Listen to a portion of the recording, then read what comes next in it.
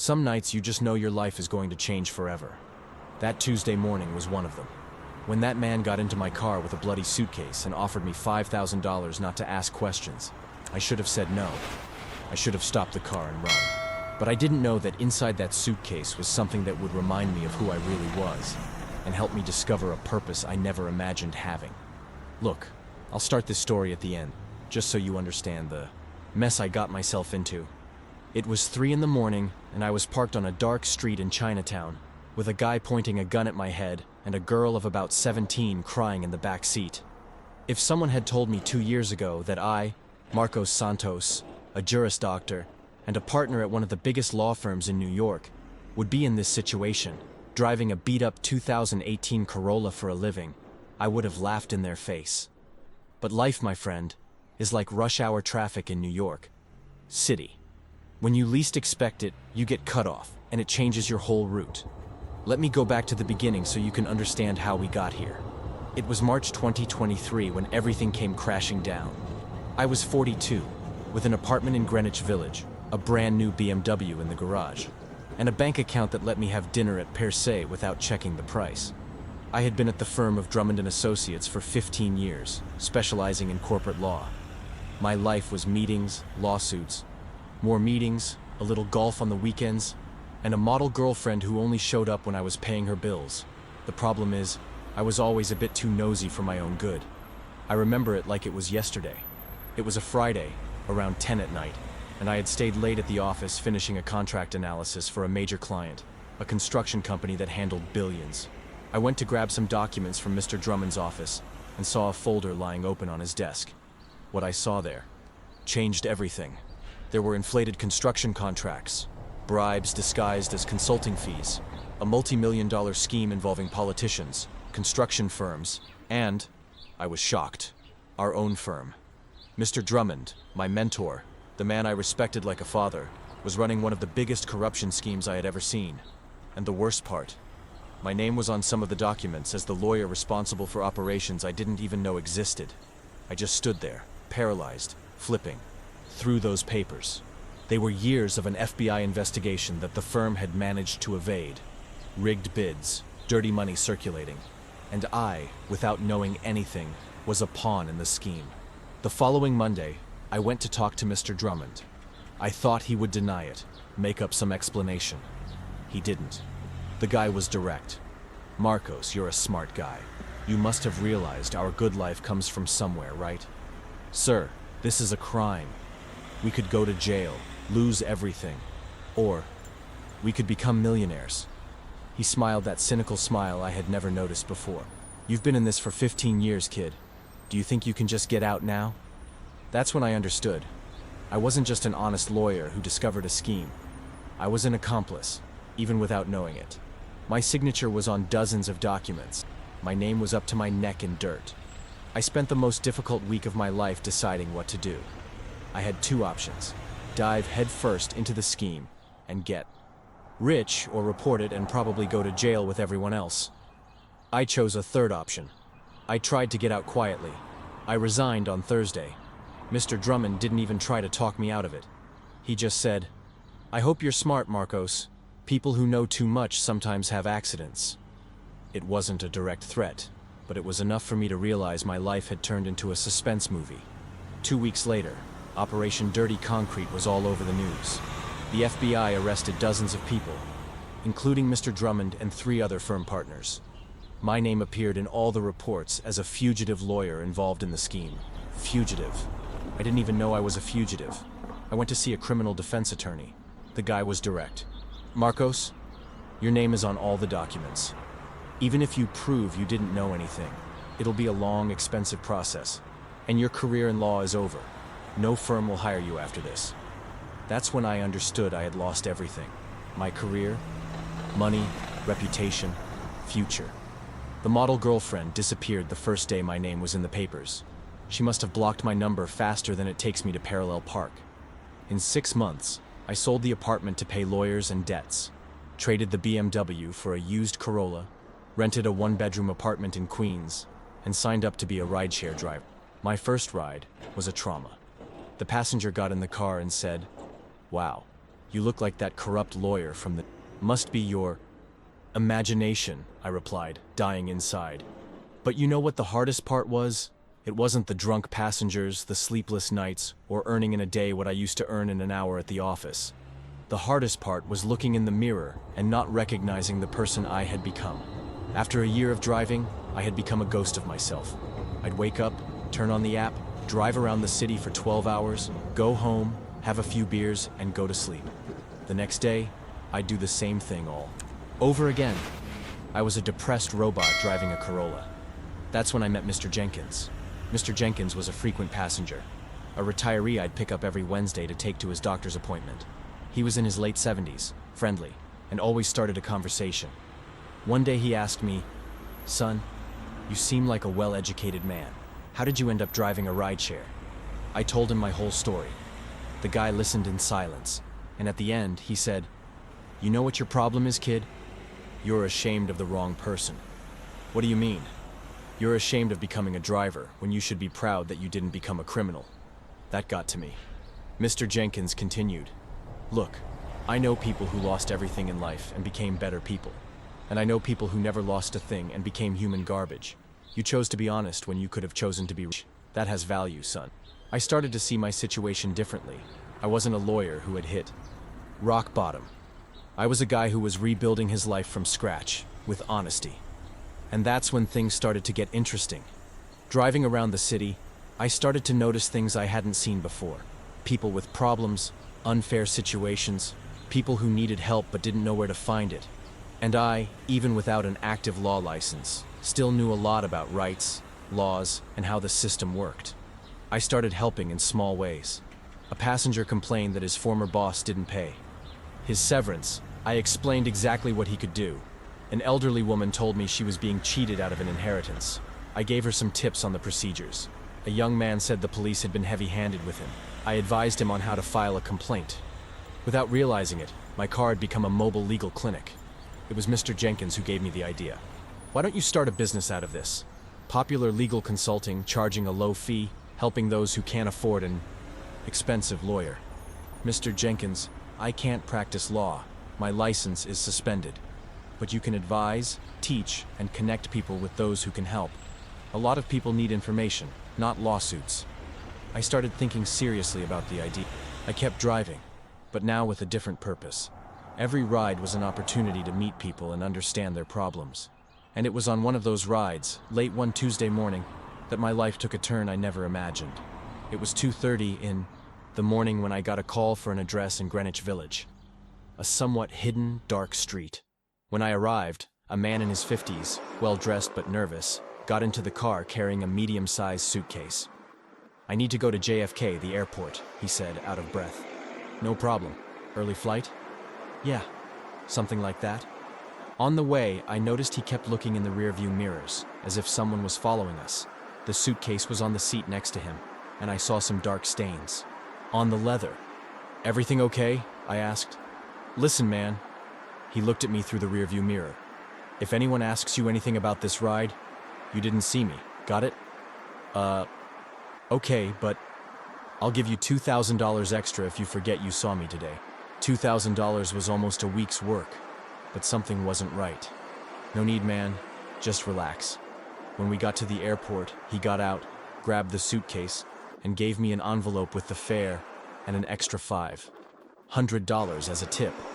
"Thanks, brother. And remember, you never saw me." He walked quickly toward the terminal.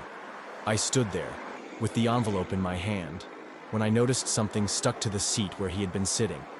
It was a small, folded piece of paper. I opened it and almost had a heart attack. It was a photo of a girl, looking about 16, with today's date, and an address in East New York. On the back, it was written, "Delivery confirmed. Next shipment, 15 days. My mind started to process the information.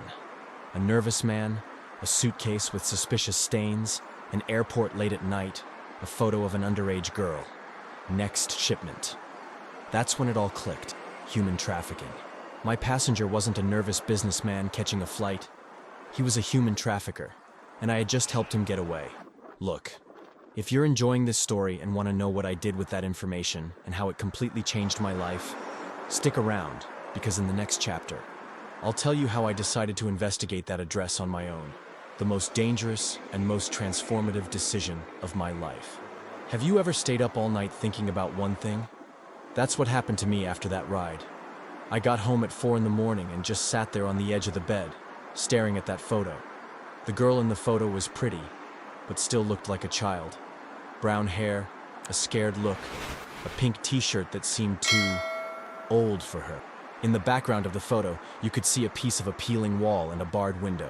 Delivery confirmed. Next shipment. 15 days. Those words hammered in my head. 15 days for what? Next shipment where? And delivery of what or whom? I knew I should call the police. It was the right thing to do. The obvious thing. What any sensible person would do. But I also knew how things worked. I would make the report. They would investigate on their own time. And by the time they got to the location, if they even got there wouldn't be anything left. 15 days, man. The girl had 15 days. At 7 in the morning, I gave up trying to sleep. I took a shower, made a strong coffee, and got in the car. The address on the paper was in East New York, a neighborhood I only knew by name. It was a complicated area, a neighborhood of neighborhoods. On the way, my mind wouldn't stop. Marcos, what are you going to do there? You're not a lawyer anymore. You're not a cop. You're not an investigator. You're a disgraced rideshare driver getting involved in something that could get you killed. But I couldn't stop. When I got to the area, I started to understand why they chose that place. It was one of those neighborhoods that the city pretends doesn't exist. Unpaved streets, houses stuck together, a labyrinth where anyone could get lost in 5 minutes. I found the address. A simple, yellow house with an iron gate. It seemed too normal to be a human. Trafficker's hideout. I parked a few houses down and watched. First strange thing, too much movement for a residential house. In 2 hours, I saw at least 6 different people going in and out. Men, mostly of various ages, all looking like they weren't there for a cup of coffee. Second thing, there was a white van parked out front. One of those without back windows. A van without windows is always suspicious. Third thing, I noticed someone was on watch.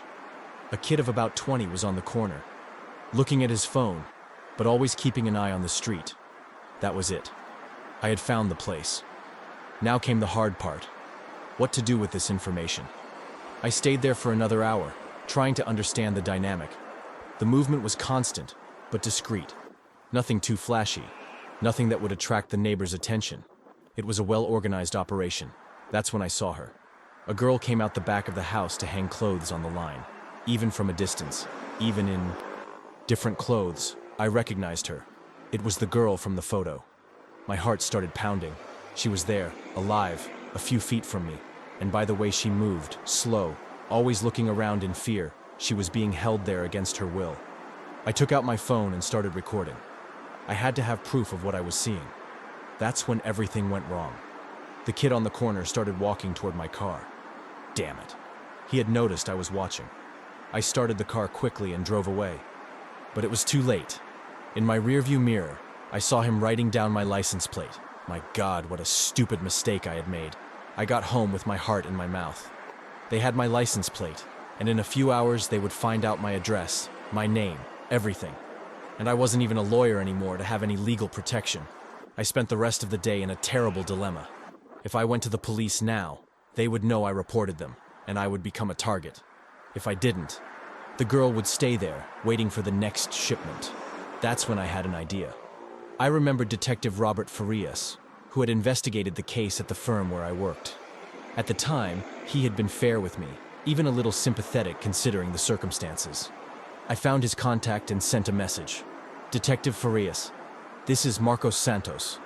I need to talk to you about an urgent situation. Can I call? He replied in 10 minutes. Call me now. I told him everything. The suspicious passenger, the photo, the address, what I had seen. The detective listened to me in silence and at the end asked, Marcos, are you sure about what you're saying? This is very serious. I am, detective. I even recorded the girl in the backyard of the house. Send me the video and listen closely. You are not going back to that place. Got it? Leave it to us now. Detective, They wrote down my license plate. I think they found out who I am. Silence on the other end. Damn it. Marcos. Why did you go there alone? Because 15 days, detective. She has 15 days until the next shipment, whatever that means. Okay. I'll send a team to check that house today, and I'll have a patrol car drive by your street for the next few days, just in case. I hung up the phone feeling half relieved, half terrified. I had done my part. Now it was up to the police. But the night still had more surprises in store. At 11 o'clock, I was watching TV when I heard a strange noise at the door, as if someone had leaned something against it. I went to the door and looked through the peephole. The hallway was empty. I opened the door slowly and almost had a heart attack. There was an envelope on the floor with my name handwritten on it. I picked up the envelope with trembling hands and locked the door quickly. Inside, there was a sheet of paper with a typed message. Marcos, we know who you are and where you live. We know you were at our house today. Forget what you saw if you want to stay alive. This is your only chance. And with the message, 3 photos. One of the front of my building, one of my car parked in the garage, and one of me leaving the house in the morning. They had been following me all day. I called Detective Farias right away. Detective, they were here. They left a threat at my door. Calm down, Marcos. I'll send a patrol car over there now, and tomorrow morning we'll raid that house. Detective, what if they move the girl during the night? It's a risk we'll have to take. I can't do an operation in the dark without proper preparation. I spent the night awake, looking out the window, waiting to see any suspicious movement. Every noise in the hallway made me jump out of my chair. At 6 in the morning, the detective called me. Marcos, I need to tell you something. We raided the house an hour ago. And? Did you find the girl? Silence. Detective, the house was empty, Marcos. Completely empty. No sign that anyone lived there recently. I felt the ground disappear from under my feet. What do you mean, empty? I saw people going in and out yesterday. I know you did, but this morning, there was nothing. No furniture, no garbage, no fingerprints. They cleaned everything. And the girl? Gone. I was silent, processing the information. Marcos, are you sure you didn't get anything wrong? That it was really that address? I'm sure, Detective. They found me out and moved the whole operation somewhere else. Or there never was an operation, and you were the victim of an elaborate prank. A prank? Detective, they know where I live. Marcos, look, I'm going to be straight with you. Without physical evidence, without the girl, without anything in the house, I can't open an investigation. It could have been a misunderstanding, a coincidence. Detective, are you doubting me? I'm not doubting you, but I also can't investigate a crime that may not have happened. I hung up, the phone with the feeling that I had lost an important battle. They were smarter than I imagined. In less than 24 hours, they dismantled the whole operation, cleaned out the house, and disappeared with the girl. And now the police themselves doubted my story. But I knew what I had seen, and I knew that somewhere in New York City, a 16-year-old girl was being prepared to be shipped out in 15, now 14 days. That's when I made a decision that changed everything. If the police couldn't help me, I was going to have to solve this myself. And that decision almost cost me my life. I grabbed my notebook and started researching everything about human trafficking in websites, news reports, academic studies, online forums. I wanted to understand how the scheme worked, where the shipping points were, how they moved the victims. It was during one of those searches that I found something interesting, an anonymous tip site for human trafficking. The site had several reports from people who had seen suspicious situations but didn't know how to officially report them. And it was reading those reports that I had an insight that changed everything. I remembered what Mr. Jenkins had told me. Why don't you start a business out of this? Popular legal consulting, helping those who can't afford an expensive lawyer. What if I did that, but focused on people in vulnerable situations? What if I used my experience as a driver, driving around the city to identify and help victims of human trafficking? Was it crazy? Yes. Was it dangerous? Very. But it was the only thing that made sense in my life at that moment. I started small. I printed some homemade flyers offering free legal advice for people in vulnerable situations, and posted them in strategic spots around the city. Bus terminals, train stations, areas of prostitution. On the flyer, I put my WhatsApp number and a phrase I'm still proud of today. If you or someone you know is being threatened, exploited, or held captive, I can help. No judgments, no unnecessary questions, no cost. In the first few days, I didn't get any messages. But on Thursday, at 9 at night, my phone rang. Unknown number. Hello? Are you the guy from the flyer? A young, scared female voice. I am. How can I help you? I saw a girl. She was asking for help, but the guys took her away. My heart raced. Where did this happen? At the bus terminal. She was crying, saying she didn't want to go. But there were two men with her, saying she was their cousin, that she had mental problems. Do you remember what she looked like? Brown hair, pink t-shirt. She looked young, about 16. It was her, the girl from the photo. Can you meet me tomorrow? I asked. I need more details. I don't know. I'm scared. Look, without your help, this girl could disappear forever. You could be her only chance. Silence on the other end. Okay. Tomorrow at 2 in the afternoon, in Union Square, I'll be wearing a red hoodie. Perfect, and thank you. You could be saving a life. I hung up the phone with a mixture of hope and despair.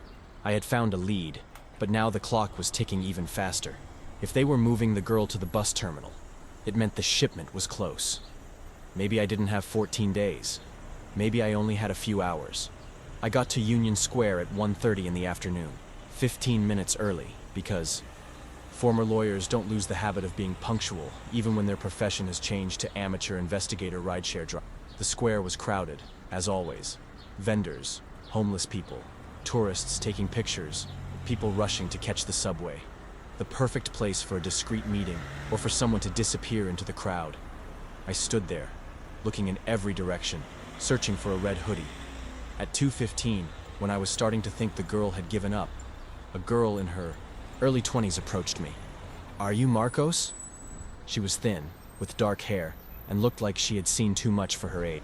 The red hoodie was faded and had a small hole in the sleeve. That's me. And you are? You can call me Jessica. She looked around nervously. Let's walk? I don't like to stand still in the same place. We started walking through the square. Jessica smoked one cigarette after another, her hands shaking slightly. Tell me what you saw, I asked. It was the day before yesterday, around 6 in the evening. I was at the bus terminal waiting for a bus to a nearby city when I saw the commotion. What kind of commotion? A girl crying, yelling that she didn't want to go, that someone needed to help her. There were two men, one on each side, holding her arms. And then, I got closer, I wanted to understand what was going on. Then the older man saw me looking and said loudly, for everyone to hear, "Sorry for the noise, folks. My niece has problems. We're taking her for treatment." Jessica stopped walking and looked me in the eyes. But I saw it in that girl's eyes, man. It wasn't mental problems. It was pure desperation. Do you remember what the men looked like? The older one, about 50, well-dressed, bald. The younger one, in his 30s, a neck tattoo, strong. And there was a woman too, farther away watching. A woman? Yeah, about 50.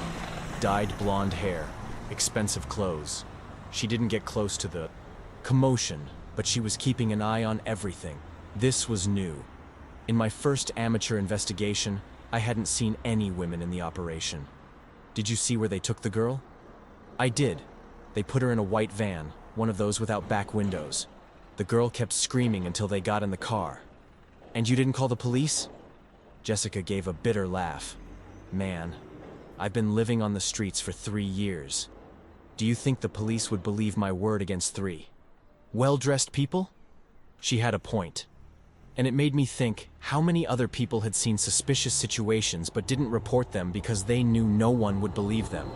Jessica, would you be willing to do something? I asked. Depends on what it is. Go with me to the police and tell them this story. I know a detective who can help. She shook her head. I'm not going to a police station, man. I'm sorry, but no way. Okay, I understand. But let me ask you one thing. Do you know of other places in the city where this kind of thing happens? Places where they take people against their will? Jessica lit another cigarette. Look, on the streets you hear a lot of things. There are some hotels in the Tenderloin district that people say are sketchy. Young girls going in, never coming out. There are also some warehouses in East New York where they say a slave labor scheme operates. Would you be able to take me to those places? Why, man, what are you going to do? Just show up and say, "Hey, are you guys trafficking people?" I don't know yet, but I can't just stand by knowing that people are being enslaved. Jessica looked at me with an expression I couldn't decipher. You're a little crazy, aren't you? A little. And why are you doing this? What's your angle in this story? I told her about the ride, the mysterious passenger, and the photo I found. I only left out the part about my past as a lawyer. I was still ashamed to talk about it. I get it, she said when I finished. You feel guilty for helping the guy get away. Yeah, something like that. And now you want to be the hero of the story. It's not about being a hero. It's about doing what's right. Jessica was silent for a few minutes, smoking and thinking. Okay, she finally said. I'll help you, but on one condition. What? If we find something concrete, you give me $500. I need to get out of New York and that would help a lot. It's a deal. We agreed to meet the next day.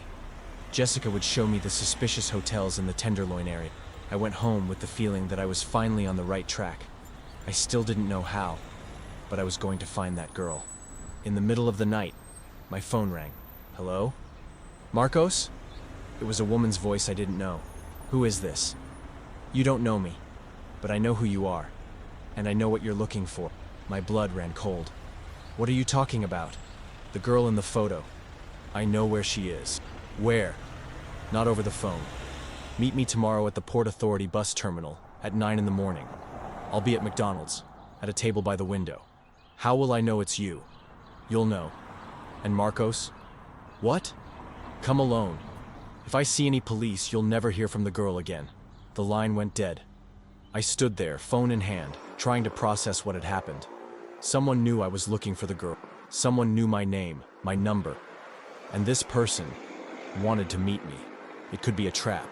It probably was a trap. But it could also be my only chance to save the girl. I spent the rest of the night without sleeping, thinking about the possibilities. If it was a trap, I could end up dead. If it wasn't, I could save a life. At 8 in the morning, I called Detective Farias. Detective, I need to tell you something. I told him about the phone call in the middle of the night. Marcos, for God's sake, don't go to this meeting. It's definitely a trap. What if it's not? What if it's someone who can really help? What if it's someone who wants to kill you for sticking your nose where it doesn't belong? Detective, give me an alternative. The police couldn't find anything. You can't open an investigation. This might be my only chance. Silence on the other end. Okay, I'll have some men disguised at the terminal. Far enough away not to be noticed. Close enough to act if things go wrong. Thank you, Detective. Marcos, are you sure you want to do this? I am. Why? Why are you risking your life for a girl you don't even know? The question caught me by surprise. Why was I doing this?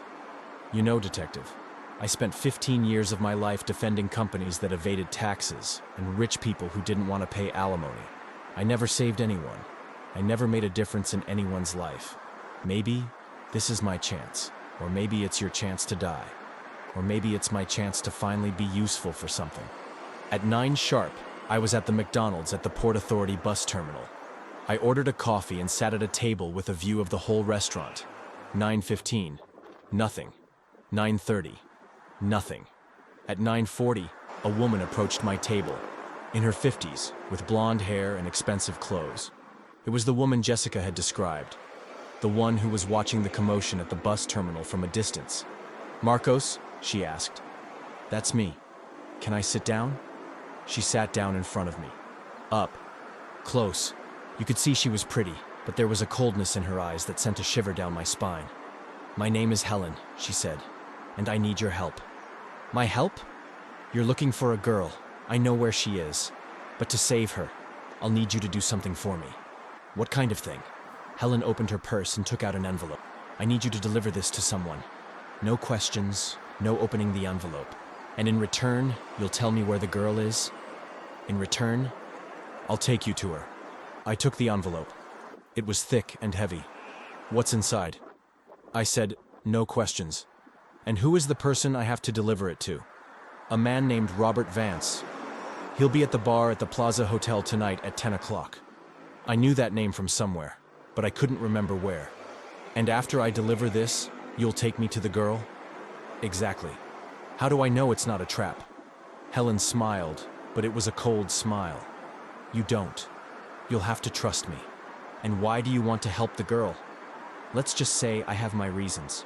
She stood up. "Marcos, you have until 10 o'clock to decide. If you don't show up at the hotel, the girl will ship out early tomorrow. And you'll never have a chance to save her again." "Ship out where?" "Far away. Very far away." Helen walked away and disappeared into the crowd at the terminal. I stood there, with the envelope in my hand, not knowing what to do. It was obviously a trap, or a setup, or both. But it was also my only concrete lead on the girl's whereabouts. I looked at my watch. 9:50 in the morning. I had 12 hours to decide if I was going to risk my life to save a stranger. 12 hours to find out if I was brave or just an idiot. But deep down, I already knew what my decision would be. Have you ever had to make a decision knowing that there were no good options? That's exactly what I was living. All the choices led to bad places, but not choosing was also a choice, and perhaps the worst of all. I spent the whole afternoon walking around the city, with that envelope burning a hole in my jacket pocket. I tried to open it about 5 times, but always stopped at the last minute. Helen had been clear. No questions, no peeking at the contents. At 4 in the afternoon, I called Detective Farias. "Detective, I need to tell you something." I told him everything about the meeting with Helen, the envelope, the ultimatum.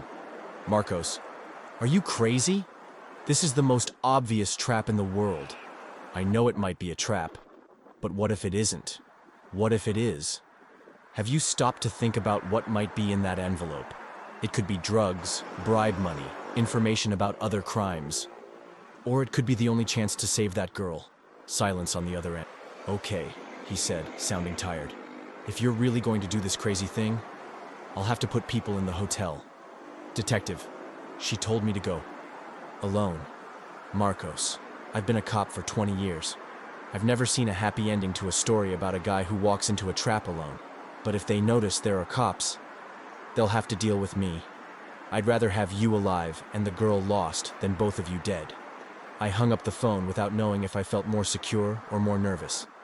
At 6 in the evening, I decided to call Mr. Jenkins. I needed to talk to someone who wasn't a cop. "Mr. Jenkins? It's Marcos, the driver." "Hello. Son. How are you?" "Complicated, Mr. Jenkins. I need some advice." I told him the whole story. Mr. Jenkins listened without interrupting me once. "Son," he said when I finished, "do you want my honest opinion?" "I do. You're doing the right thing for the wrong reasons." "What do you mean?" "The right thing is to try to save the girl, but you're not doing it for her. You're doing it to feel less guilty for helping the criminal get away." That hurt, because it was true. "So what, Mr. Jenkins? In the end, what matters is saving her, right?" "Yes, it does. But when we act out of guilt instead of love, we make stupid decisions." "What kind of stupid decision?" "The kind you're thinking of making now. Walking into a trap with no backup, no plan, no nothing. So what do I do? You go to the hotel, you deliver the envelope, but you don't go alone. Helen told me to go alone. Helen can say whatever she wants, but you get to decide how you're going to protect yourself." After talking to Mr. Jenkins, I had an idea. I called Jessica. "Jessica, it's Marcos." "Hey man, so did you find anything?" "I did, and I need your help." I explained the situation and proposed a deal. She would come with me to the hotel, stay at a nearby table, and if anything went wrong, she would immediately call Detective Farias. "Dude, that's crazy dangerous," she said. "I know. That's why I'll pay you $1,000 instead of $500. $1,000? $1,000. Okay, I'll go. But if things get bad, I'm running, and it's every man for himself. Deal." At 9:30 at night, Jessica and I were at the bar at the Plaza Hotel. She sat at a table in the back, and I stayed at the counter. The atmosphere was elegant, full of executives and tourists. Nothing to suggest a place for shady business. At 10 sharp, a man approached me. Marcos? He was a guy in his 40s, well-dressed with a mustache and glasses. Nothing special, the kind of person you forget 5 minutes after meeting. Robert Vance? That's me. Do you have something for me? I handed him the envelope. He put it in his jacket without opening it. Thank you. Helen said you're interested in certain information. I am. Let's talk somewhere more private. He signaled for me to follow him. I looked to the back of the bar and saw Jessica watching everything. We walked to the elevator. Robert pressed the button for the 12th floor. Where are we going? I asked. A quieter place to talk. When the elevator stopped, we walked down a hallway to a suite. Robert opened the door with a key card. The suite was dark. He turned on the light and I almost had a heart attack. Helen was there, sitting in an armchair. And next to her, in a chair, with her hands tied, was the girl from the photo. She was alive, but she looked terrified. Well done, Marcos, Helen said. You held up your end of the deal. Now you can see that the girl is fine. Fine? I looked at the girl. She's tied up. It's just a precaution. Maria sometimes tries to run away. Maria. I finally knew her name. You can untie her now, I said. Helen smiled. That won't be possible. What do you mean it won't be possible? We had a deal. The deal was for me to show you where she is. I showed you. I didn't say anything about freeing her. That's when I realized I had fallen into a monumental trap. What do you want from me? You have two very useful talents, Marcos, Robert said.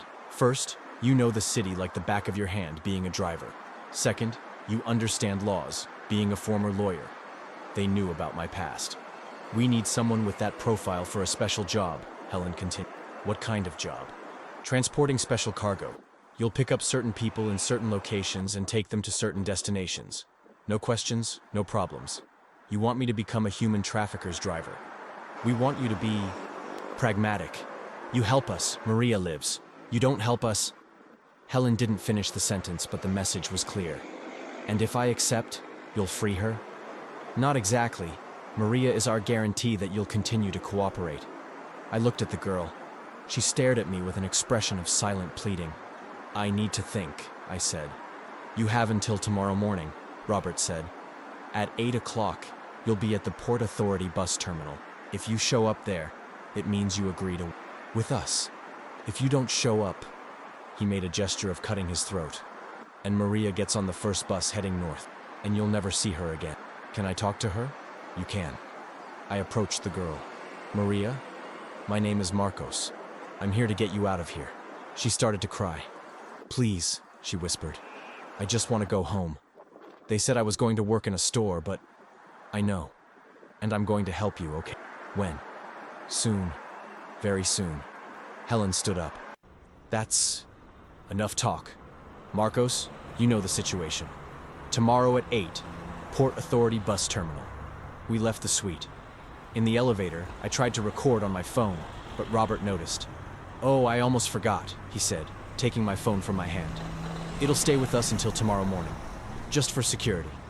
When we got to the ground floor, Jessica was gone.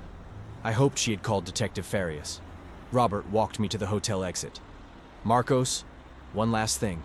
If you bring the police or try anything clever, Maria dies. And so do you. We have people watching you all the time. I left the hotel with the feeling that I had just signed my death warrant, or Maria's, or both of ours. I got home at 11 at night. I went straight to the bathroom and threw up everything in my stomach. The tension, the fear, the anger, it all came up at once. I sat on the bed and started thinking about my options. All of them were horrible. If I agreed to work for them, I would become an accomplice to human trafficking. If I didn't, Maria would die. That's when the house phone rang. Marcos, it was Jessica.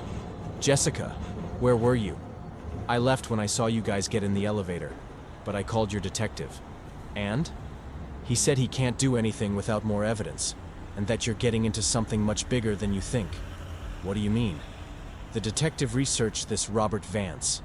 The guy doesn't exist, Marcos. No documents, no history, no nothing. It's a fake ID. Damn. And there's more. He thinks you've uncovered an international operation. It's not just local trafficking. It's people being taken out of the country. Overseas? Yeah. And you know what that means? It means there are very powerful people behind this. People who kill to protect their business. I hung up the phone with the feeling that I was sinking deeper and deeper into quicksand. But I was also starting to understand one thing. This wasn't just the story of a kidnapped girl. It was a much larger criminal network, and I had stumbled into the middle of it. And now, whether I liked it or not, I was in the game. There were 9 hours left for me to decide if I was going to become a criminal or a hero. 9 hours to find out if I had enough courage to risk everything for a stranger. Dude, this story's getting more intense with every chapter, right? In the next one, I'll tell you how I made the most dangerous decision of my life, and how I discovered that sometimes being a hero means accepting being a criminal first. Stick around because you won't believe what happened at the Port Authority bus terminal. For 6 in the morning. I couldn't sleep for a minute.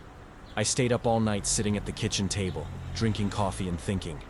Thinking about Maria tied up in that chair. Thinking about the desperation in her eyes. Thinking about how many other girls like her were out there, waiting for someone who never came. At 7, the phone rang. Marcos! It was Detective Farias. Detective, your friend Jessica told me everything. That was a crazy thing you did yesterday. I know, but it's done now, and I have an hour to decide what to do. Marcos, you're not actually going to show up at the bus terminal, are you? I don't know. What do you mean you don't know? Man, they want to turn you into an accomplice. If you accept, you become a criminal. And if I don't, Maria dies. Marcos, look at what you're going to do with your life. Are you going to throw everything away for a girl you don't even know? Detective, with all due respect, what life? My voice came out more bitter than I intended. My career is over. My reputation is in the gutter. I drive a rideshare to survive. What life do I have to throw away? Silence on the other end. Besides, I continued, if I don't do anything, I'll carry this for the rest of my life. I'll always know I had a chance to save someone and I didn't. What if you die trying? At least I'll die trying to do the right thing. Marcos. Detective, if I decide to go, can you help me? How? I don't know. But they said they have people watching me. If I show up at the bus terminal, it's because I've agreed to work for them. Then they'll give me a task. Maybe that's an opportunity for us to find out more about the operation. You want to go undercover. I don't know if I want to, but maybe it's the only way. The detective was silent for a few minutes. If you're going to do this, it's going to have to be our way. With a wire, with a GPS, with backup. They'll get suspicious if I show up with equipment. We'll figure something out. But Marcos, think carefully. You don't have training for this. It could go very wrong.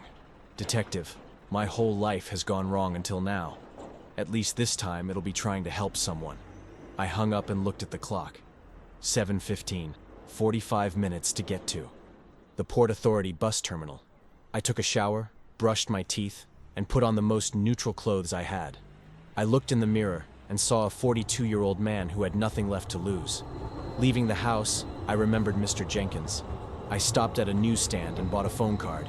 Mr. Jenkins, it's Marcos. Son, how are you? I'm about to do something very dangerous, Mr. Jenkins. If it goes wrong, I won't be able to say goodbye later. What are you talking about? Remember that girl I told you about? I'm going to try to save her.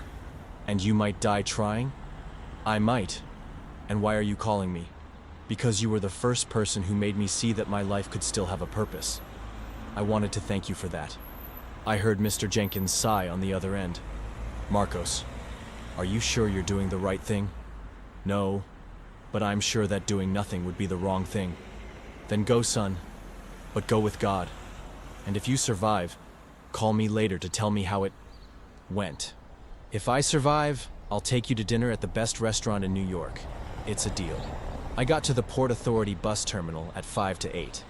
The place was crowded, normal morning movement. People going to work, returning from trips, lost tourists. I looked for Helen or Robert. Nothing. 8 o'clock? Nothing. 8:10. I started to think they had given up, or that it was all a bluff. 8:15. My phone rang. It was a number I didn't know. Marcos. Yes. Platform 15. Now. The line went dead. I went to platform 15. A bus was stopped, headed for a nearby city. Next to the bus, Helen was talking to the driver. When she saw me approaching, she waved. Punctual. I like that. So, do I agree to work with you? The fact that you're here, I imagine so. And Maria? Maria is fine. And she'll stay fine as long as you cooperate. Helen handed me a phone. This is your work phone. When it rings, you answer and do what they tell you. It's that simple. What? Kind of work? Transportation. You'll pick up people in certain places and take them to other certain places. People who don't want to go? Marcos, do you want to save the girl, or do you want to be a moralist? Because you can't be both. I took the phone. Your first task comes later today, Helen said. And Marcos? What? If you try anything clever, if you disappear, if you talk to the police, Maria dies. And we know where you live, where you eat, where you go. Understand? I understand. Helen got on the bus. Before the door closed, she shouted, "Oh, and Marcos! Welcome to the team!" The bus pulled away, taking Helen with it. I stood there, with a phone in my hand, and the feeling that I had just sold my soul. I went home and called Detective Farid. So? I'm in. Damn. How did it go? I told him about the meeting, the phone, the threats. He said, "Now listen. You're going to take this phone to a technician I know. He's going to install a device that will let us track your calls and your location. What if they find out? They'll have to find out. Because if we don't know where you are, we can't protect you." Right. And Maria? We'll try to locate her, but that might take a while. Detective, what if the first task is, I don't know, to pick up other girls? Then you do what they tell you, and we document everything. Then we use the evidence to take down the whole organization. And in the meantime, how many people will suffer? Marcos, sometimes to save 10, you have to let one get screwed. That's how it works. I didn't like the answer, but I understood the logic. 2 hours later, I was at the detective's technician's workshop. A thin, bespectacled guy with hands that seemed to know what they were doing. "Done," he said, handing me the phone back. "I installed a chip that will transmit your location to us, and all the calls you receive will be automatically recorded. Can they find out? Only if they completely disassemble the device, and even then, it's difficult." I went home and waited. The phone just sat there on the table, silent, like a bomb that could explode at any moment. At 3 in the afternoon, it rang. "Hello? Marcos, this is Robert. Hi. Your first task, write this down. East 42nd Street, 847, Midtown. You're going to pick up a person and take them to the Port Authority bus terminal." "What person?" "A young woman. Her name is Carla. She'll be waiting for you." "Robert, does she want to go or—" "Marcos, remember what we talked about? No questions." "Okay. And after I take her to the bus terminal, you go home and wait for the next call." "And Maria?" "Maria's fine. If you do everything right, she stays fine." The line went dead. I grabbed my car keys. First mission as an official criminal. The address was an old commercial building downtown. I parked in front and went up to the 3rd floor. The door to apartment 307 was ajar. I knocked. "Come in," a female voice said. I opened the door and entered. It was a small apartment, simply furnished. On the sofa, a young woman in her 20s with black hair, thin, with a small backpack on her lap. "Carla? That's me. You're Marcos?" "I am. Shall we go?"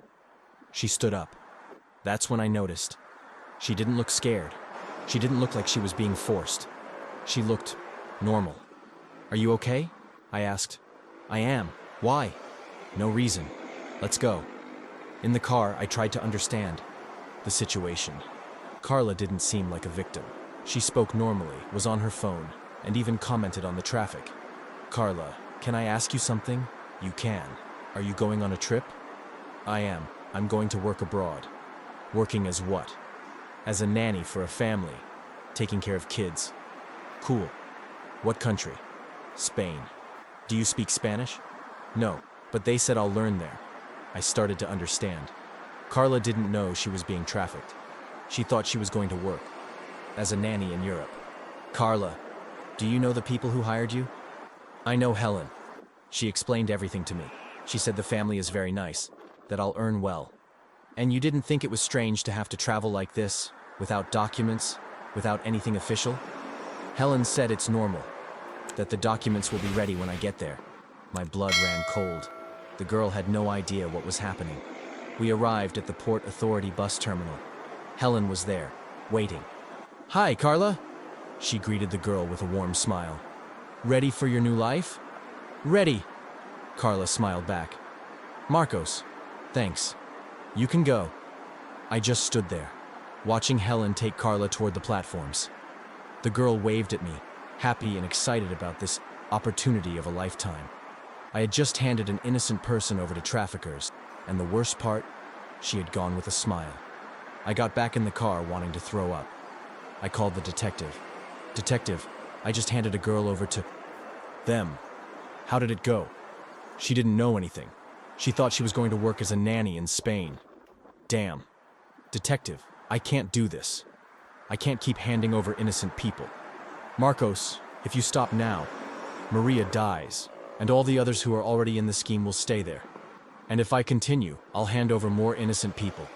It's the price, Marcos. Sometimes there's no happy ending for everyone.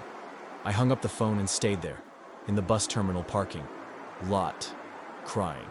For the first time in my life, I truly understood what it meant to be between a rock and a hard place.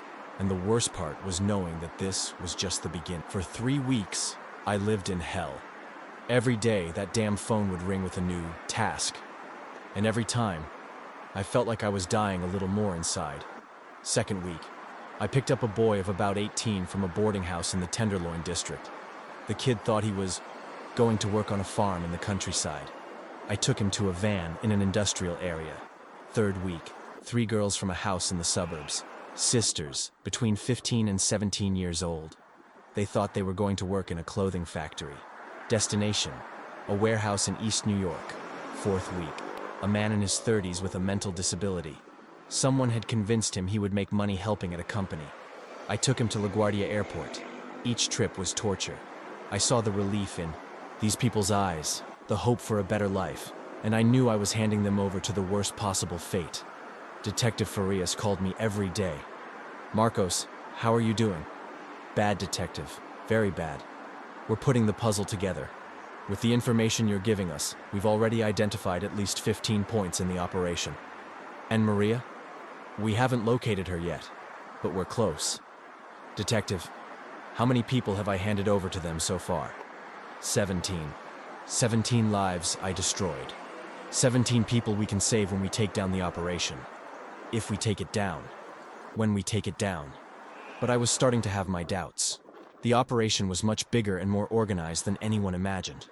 They had safe houses scattered around the city, fake documents, contacts at the airport, and even people inside government agencies.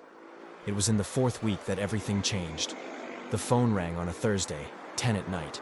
Marcos, tomorrow is different. It was Robert's voice. Different how? You're not picking anyone up. You're making a delivery. A delivery of what? Of someone you already know. My heart pounded. Who? Maria.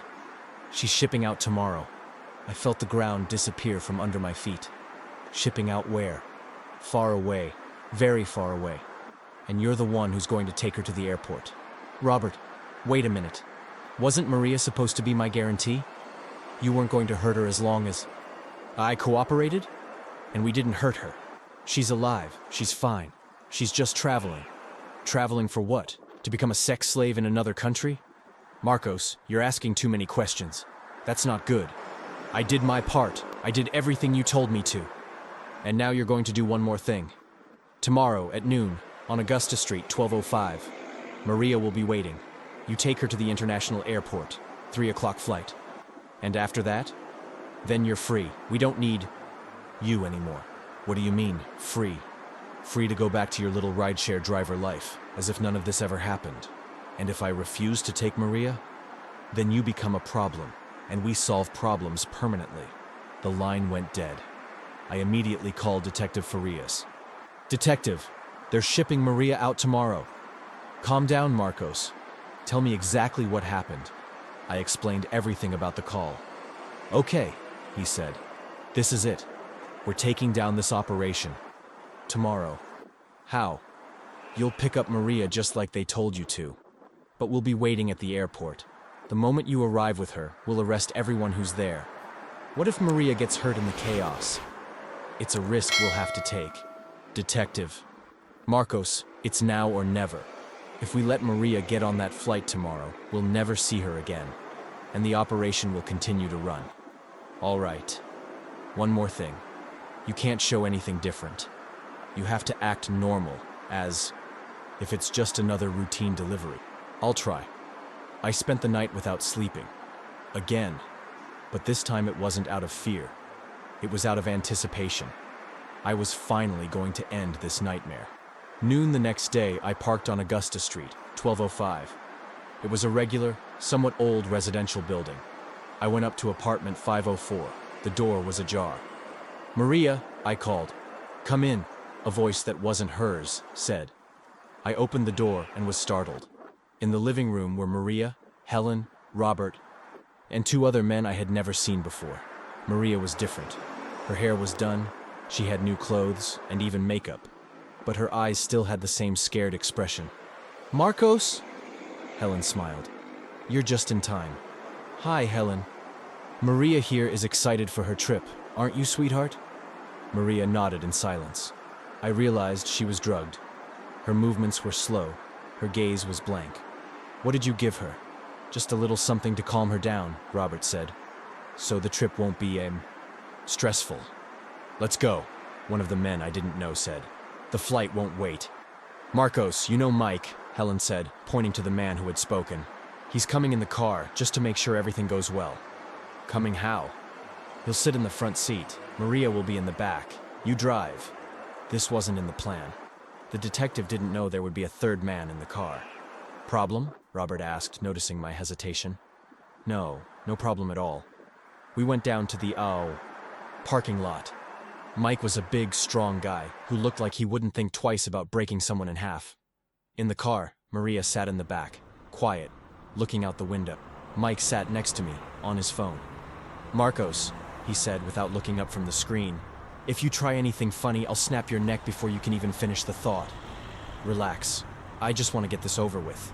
Good. Because after today, you'll never see us again. What about Maria? Maria is going to be happy in her new life. I looked in the rearview mirror. Maria was leaning against the window, her eyes closed. She looked like a sleeping child. When we got to the airport, Mike directed me to the cargo terminal parking lot, not the passenger terminal. Not here. Yes, here, Mike said. Maria isn't shipping out as a regular passenger. How not? She's traveling in the plane's cargo hold, inside a special crate.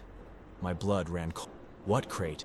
A refrigerated crate with enough oxygen for the trip. It's safer. No documents, no questions. They were going to put Maria in a box like she was a piece of cargo. I parked where Mike told me. I saw a white van parked near a warehouse. Next to the van, Helen was talking to two men in uniform. Let's go, Mike said. We got out of the car. Mike held Maria by the arm. She could barely walk on her own. We went to the van.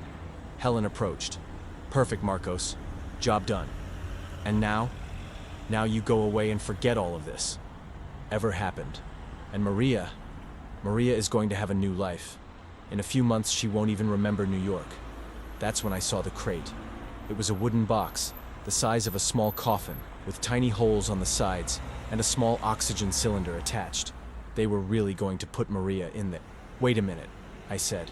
This is inhumane. Marcos, you've done your part. You can go. No, I'm not going to let you put her in that box.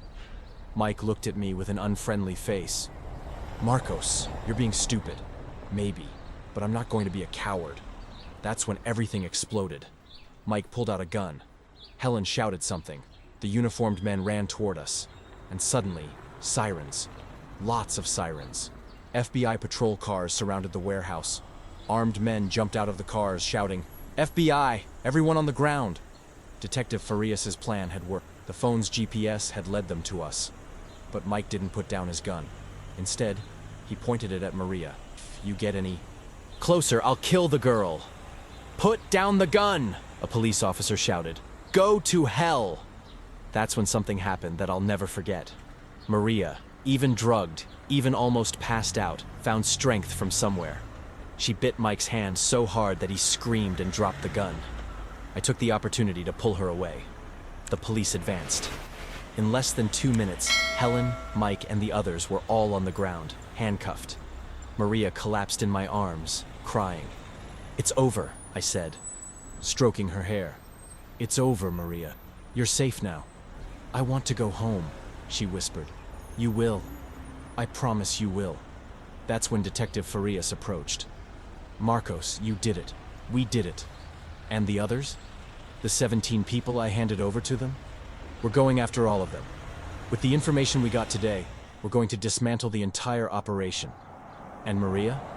Maria is going back to her family in the Midwest, and she'll get all the psychological support she needs. I looked at the girl in my arms. 16 years old.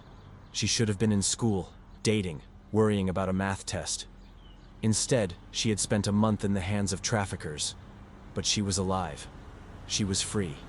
And for the first time in a long time, I felt like I had done something worth it. Man, I thought the story would end there, that I would go back to my life as a driver and try to forget all about it. But then I discovered that saving a person changes you forever. And that sometimes the end of one story is just the beginning of a much bigger one. In the next chapter, I'll tell you how this experience led me to discover my true calling. 3 months after the airport operation, my life was turned upside down. But this time, for the good. The media went crazy with the story. Former lawyer infiltrates human trafficking ring and saves dozens of victims. The newspapers blared. All of a sudden, I had become a national hero.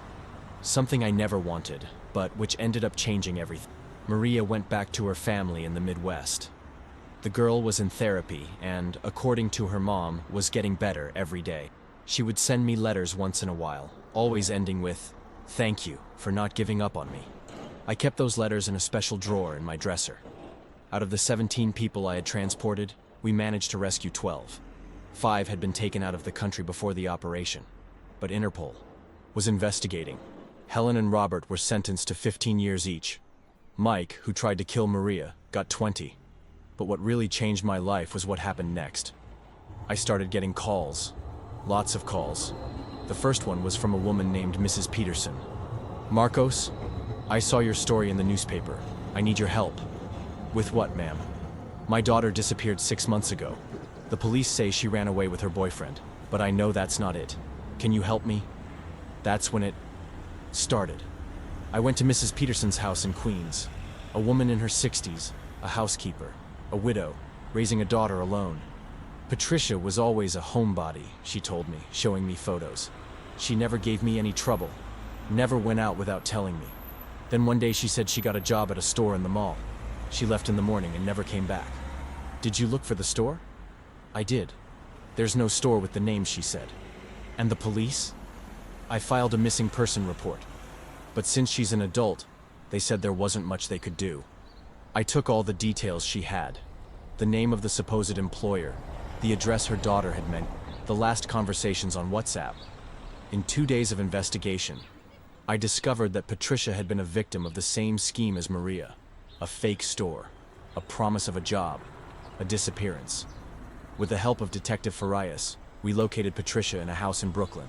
She was being prepared to be sent abroad, just like Maria. A quick operation, the girl saved, the family reunited. The second call came the following week. A desperate father. His 17-year-old son, with a mild mental disability, had disappeared after accepting a job opportunity that showed up on Facebook. Same story, same scheme, same criminals, just a different cell. We found the boy in 3 days. He was in a warehouse in the Bronx, along with 6 other people. Third call, fourth, fifth. In 2 months, I had already helped locate 15 missing people, all victims of human trafficking or slave labor. That's when I realized I had discovered my true calling. I wasn't a corporate lawyer defending the rich. I wasn't a depressed rideshare driver just surviving. I was a missing persons investigator, someone who understood both the law and the streets, who knew how to talk to both a detective and a person from the slums. Mr. Jenkins was the first to notice the change. "Son, you're different," he said in one of our conversations. "Different how?" "More alive. For the first time since I've known you, you seem to be doing what you were born to do." He was right. For the first time in my life, I woke up in the morning knowing exactly why I was waking up. That's when I had the idea to formalize things. I found a lawyer I knew, who didn't hate me because of the scandal at the firm, and asked about starting an investigation company. "Marcos, you can't be a private detective. You don't have the training. You don't have a license. But I can be a consultant, right? Offer legal guidance to families of missing people, do preliminary research, connect people with the right authorities. You can do that." I started a small business. Santos Investigations, Missing Persons. I rented a small office in Greenwich Village, ironically 2 blocks from my old apartment. Bought a desk, 2 chairs, a used computer, and printed some business cards. In the first few days, no one showed up. I was starting to think I had made a mistake. Then Jessica showed up. "Dude, you're a business owner," she said, looking at the little office. "Attempting to be a business owner. How are you?" "Good. I left New York after all that drama, went to the countryside. But I came back now because I heard about your business. And I want to work with you." "Jessica, I barely have enough money to pay myself. It's not about the money.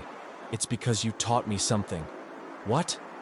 "That we can choose to help instead of just survive." Jessica became my first and only employee. She knew the streets better than anyone, knew how to talk to people I could never approach, and had a network of contacts in places I never even imagined existed.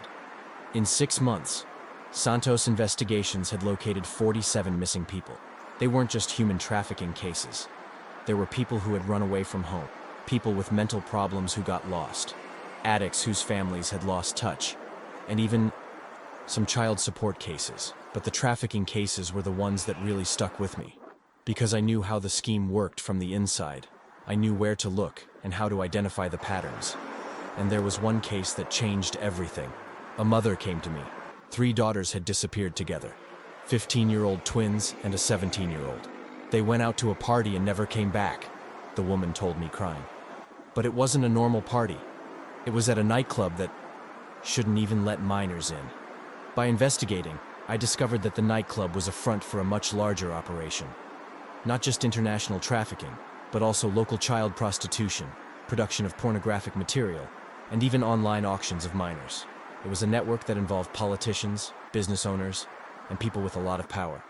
"Detective, this case is too big for me," I told Robert. "I know, but it's also too big for just one precinct." "So what now?" "Now we do what we always do. What's right, no matter how big the trouble." The investigation lasted 4 months. It involved the FBI, the district attorney's office, and even Interpol, because there was a connection to other countries. In the end, we arrested 23 people, shut down 6 establishments, and rescued 31 minors from sexual exploitation. And we found the 3 sisters, alive, bruised, but alive. The case became a Netflix documentary, a book, a movie, which is still being produced. They say a well-known actor is going to play my part. Go figure. But for me, what mattered was something else. I had finally found a way to use everything I learned in my life to make a real difference. The laws I studied in law school, the experience with corruption at the firm, the contacts I made as a driver, the ability to talk to people from all walks of life, and even the trauma of being a victim of an unjust system. It all came together in a profession I didn't even know existed. Today, 2 years after the story with Maria, Santos Investigations is a national leader in locating missing persons. We have offices in New York, Chicago, and Washington, 15 employees, and partnerships with police departments in several states. And you know what the best part is? Every month, I get at least one photo on WhatsApp. Reunited families, people we managed to locate, people who came home. It's a son who reconnects with his mother after 10 years, a father who locates his kidnapped daughter, a Brother who finds his addicted sibling and gets them into treatment. Each of these photos is worth more than any salary I ever earned as a lawyer. Mr. Jenkins called me last week. So, son, are you going to take me to that expensive dinner you promised? Of course, whenever you want. I want to go now, because I have something to tell you. What is it? Do you remember what I said the first day we talked? That you should be proud that you didn't become a criminal? I remember. Well, now you can be proud of what you've become. What I've become? Someone who saves people, professionally. And that's it, man. That's my story. From an unknowingly corrupt lawyer, I became a depressed rideshare driver, then an involuntary undercover agent in a human trafficking network. And today, I'm a specialized missing persons investigator. If you had asked me 5 years ago if I would be happy earning a third of what I used to earn, driving a used car and working in a rented office, I would have said you were crazy. But today I tell you, for the first time in my life, I wake up knowing that what I do matters. And Maria is studying psychology at college. She wants to help other human trafficking victims. Last month she sent me a message. Marcos, thank you for showing me that there's always someone willing not to give up on us. I saved that message in the same drawer where her letters are. It's my daily reminder of why what I do is worth it. Yesterday, I was driving around the city, now in a new company truck, when the GPS took me down the same street where it all started 3 years ago. You know that dark street in Greenwich Village, where I picked up the first suspicious passenger? Well, I passed right by it.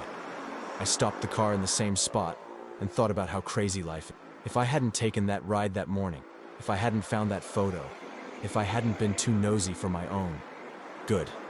None of this would have happened. Maria would still be missing. Hundreds of other people too. And I would still be a depressed rideshare driver, without purpose, just surviving. Sometimes the worst day of your life is the first day of your real. But let me tell you why I'm remembering all this today. Yesterday morning, a woman came into my office. Elegant, well-dressed, in her 50s. She looked like an executive, the kind who has a private driver and never had to worry about money. Are you Marcos Santos? She asked. That's me. How can I help you? My name is Helen Peterson. I need to find my daughter. Helen. Same name as the trafficker who almost killed Maria. A strange coincidence, but I decided to listen. Your daughter disappeared? Not exactly. She ran away from home 2 years ago. Why did she run away? Helen hesitated. I saw there was something she didn't want to tell me. Family problems. A rebellious teenager. You know how it is. How old was she when she ran away? 16. And today? She turned 18 last month. I grabbed a notepad. Her full name? Carla Helen Peterson. Carla. The name sounded familiar, but I couldn't remember from where. Do you have a recent photo? Helen opened her purse and showed me a photo on her phone. I almost fell out of my chair. It was Carla, the first girl I had transported for the traffickers, the one who thought she was going to work as a nanny in Spain, the one who got into the van smiling, confident in the new opportunity. Mrs. Peterson, I began, trying to keep my voice steady. Yes? Where did you hear about my work? I looked it up online. You have a very good reputation. And why did it take you 2 years to look for me? I thought she would come back on her own. Teenagers get dramatic, then they come home. But it's been a long time. I looked at the photo again. It was her, no doubt. But something didn't add up. Mrs. Peterson, did your daughter run away or was she taken? What do you mean? You said she ran away, but I'm asking if someone took her. Helen got nervous. Why do you ask that? Because in my files, I have information about a girl named Carla, who was a victim of human trafficking 2 years ago. Helen's face went white. What kind of information? The kind of information that makes me suspect you're not Carla's mother. You're an accomplice of whoever kidnapped her. Helen stood up quickly. That's absurd. I came here because I need to find my daughter. Your daughter or your victim. That's when she pulled a gun from her purse. Very clever, Marcos Santos. Too clever. Jessica was in the next room, but the door was closed. She wouldn't hear me if I screamed. You ruined my life, Helen said, pointing the gun at me. You destroyed my operation. You took away my source of income. You're the Helen from the organization. The same Helen. Obviously. I thought you had recognized my voice on the phone. I thought you were in jail. I was. I got out last week. Good behavior, reduced sentence, competent lawyer, the wonders of the justice system. And you came here to do what? Kill me? Initially, yes. But then I had a better idea. Helen smiled, but it was a cold smile. You're going to work for me again, but this time, voluntarily. Never. Never is a very strong word, Marcos. Especially when I know where you live, where you work, who your friends are. Are you threatening innocent people? I'm offering a partnership. You use your little company here to identify vulnerable girls who come looking for help. When you find one who's a good fit, you give me the information. So, you can kidnap them. So I can offer them job opportunities abroad. It's all about perspective. And if I refuse, then you become a statistic of urban crime. A private investigator killed during a robbery. These things happen a lot in New York. I stood there looking at the gun pointed at me, thinking about the options. It was the same situation as 3 years ago. Agree to be an accomplice or die. Only this time it was different. This time I wasn't alone. Okay, I said. You win. I knew you'd be reasonable. But I have one condition. What is it? I want to know what happened to Carla. What Carla? The girl in the photo. Your supposed daughter. What happened to her after I handed her over to you? Helen relaxed the gun a little. Carla is fine. Working at a family's house in Spain, as promised. As a slave. As a well-paid employee. She sends money to her family here in the US every month. What family? You said you were her mother. I misspoke. She has a family here, yes, but it's not me. Where exactly is she? Why so curious? Because if I'm going to work for you again, I want to know how you treat your employees. Helen hesitated. She's in Madrid, at a rich family's house, taking care of children, cleaning the house, honest work. And she can leave whenever she wants? Of course she can. Then give me her address, so I can check that everything's okay before I accept your proposal. Marcos, you're being overly suspicious. Helen, you're pointing a gun at my head and you want me to trust you. That's when the door opened. Jessica came into the room with 2 cups of coffee in her hand. Marcos, I brought you some coffee for your... She stopped in the middle of the sentence when she saw the gun. Jessica, get out of here, I said. No, Helen said. She stays. The more witnesses, the better. Witness to what? To your accident. Helen pointed the gun at Jessica. 2 victims are more convincing than one. A robbery gone wrong.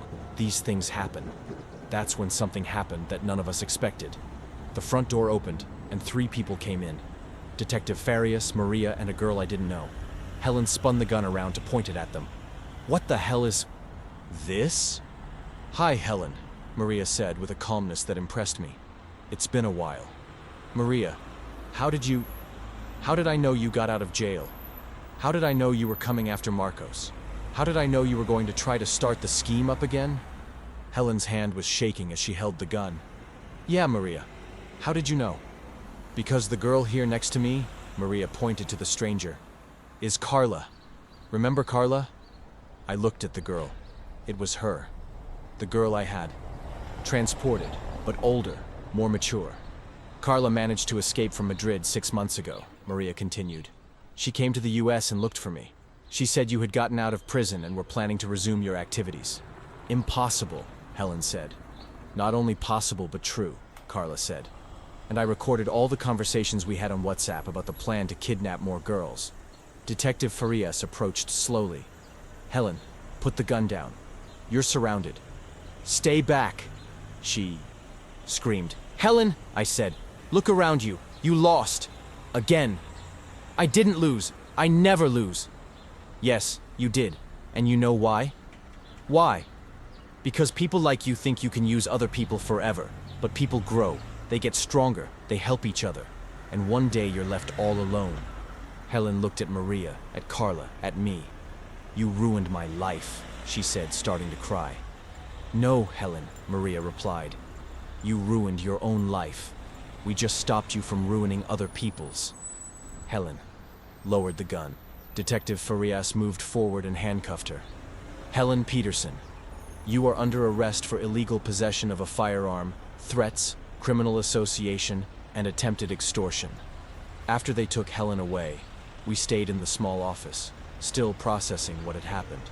Maria, I said, how did you know she was going to come here today? Carla has contacts in Spain who saw Helen researching you online. We knew she was going to show up sooner or later. And why? Didn't you warn me? Because she would only expose herself if she thought she had a chance to catch you off guard.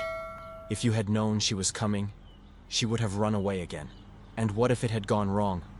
What if she had killed me? Detective Farias was in a van outside, listening to everything through a bug we installed in the office last night. I looked at Jessica. You knew? I did. I'm sorry I didn't tell you, but it was better for your reaction to be natural. And now? Now, Carla said. It's really over. Helen was the last important piece of the organization who was still free. Maria approached me. Marcos, thank you. Again.